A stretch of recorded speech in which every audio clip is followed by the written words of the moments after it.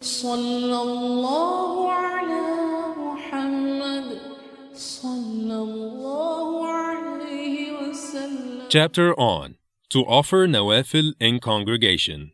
This is narrated by Anas and Aisha, may Allah be pleased with them, on the authority of the Prophet, peace be upon him. Narrated Mahmud bin al-Rabi' al-Ansari, may Allah be pleased with him, that he remembered Allah's Messenger, peace be upon him, and he also remembered a mouthful of water which he had thrown on his face, after taking it from a well that was in their house. Mahmud added that he had heard Itban bin Malik, may Allah be pleased with him, who was present with Allah's Messenger, peace be upon him, in the battle of Badr, saying, I used to lead my people at Bani Salim in the Salat, prayer, and there was a valley between me and those people. Whenever it rained, it used to be difficult for me to cross it to go to their mosque. So I went to Allah's Messenger, peace be upon him, and said, I have weak eyesight, and the valley between me and my people floods during the rainy season, and it becomes difficult for me to cross it. I wish you would come to my house and offer salat at a place so that I could take that place as a musalla place for offering salat. Allah's Messenger, peace be upon him, said, I will do so. So Allah's Messenger, peace be upon him, and Abu Bakr, may Allah be pleased with him, came to my house the next morning after the sun had risen high. Allah's Messenger, peace be upon him, asked my permission to let him in, and I admitted him. He did not sit before saying, Where do you want us to offer the salat, prayer, in your house? I pointed to the place where I wanted him to offer salat, prayer. So Allah's Messenger, peace be upon him, stood up for the salat, prayer, and started the salat, prayer, with takbir, and we aligned in rows behind him, and he offered 2 rak'ah prayer, and finished them with taslim, and we also performed taslim with him.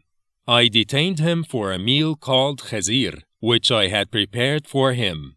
Khazir is a special type of dish prepared from barley flour and meat soup. When the neighbors got the news that Allah's Messenger was in my house, they gathered till there were a great number of men in the house. One of them said, What is wrong with Malik, for I do not see him? One of them replied, He is a hypocrite and does not love Allah and His Messenger. On that Allah's Messenger, peace be upon him, said, Don't say this. Haven't you seen that he said, La ilaha illallah? None has the right to be worshipped but Allah, for Allah's sake only. The man replied, Allah and His Messenger know better, but by Allah, we never saw him but helping and talking with the hypocrites.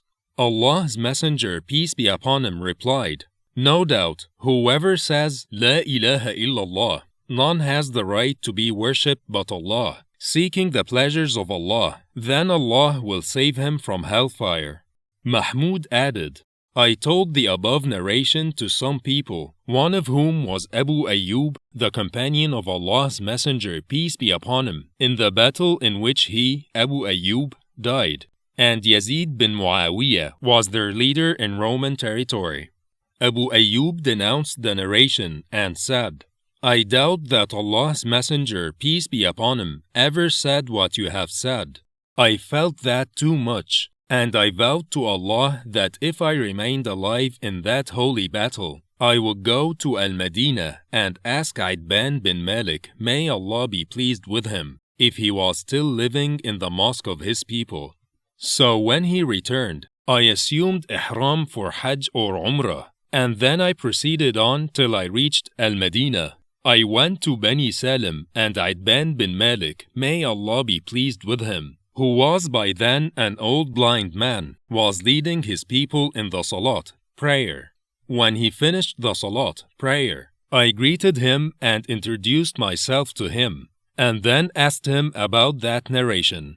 He told that narration again the same manner as he had narrated it the first time. See Hadith number 425, Volume 1.